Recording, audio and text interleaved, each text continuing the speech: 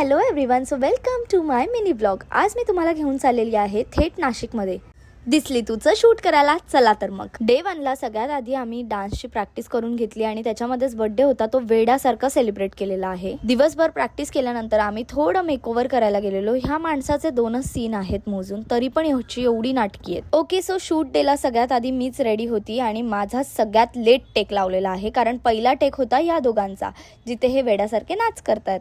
मला काही कामच नव्हतं, मग मी शेवटी झोपायचं काम केलं आणि माझ्यासोबतच अनुश्री सुद्धा झोपून गेलेली, कारण की ती शूट करून नुकतीच आलेली। फायनली दुपारी 1 वाजता माझा टेक लागला, त्याच्यामध्ये फक्त शुकशुक ऐकणं इतकंच बोलली आणि रिटर्न आली। त्यानंतर फोडायची का सुपारी हा वाला सीन होता, म्हणजेच आपल्या भाईची एंट्री होणार होती ना। कशी वाटली मग एंट्री? इतका भारी ठुमका बघितल्यावर ना सगळ्या पोरी आजकालच्या नाचणाऱ्या फिक्क्या आहेत अख्ख्या समोर। ही लोक मला नक्की शूट करायला लावतात की चोऱ्या माऱ्या शिकवतात तेच समजत नाही। मग काय, विशालने एका लहान मुलीला घाबरवलेलं म्हणून त्याला 2 फटके दिले आणि सॉरी बोलायला लावलं। आता त्या लहान बाळाला काय सांगू, मी पण हेच करून सॉरी बोलवून घेते।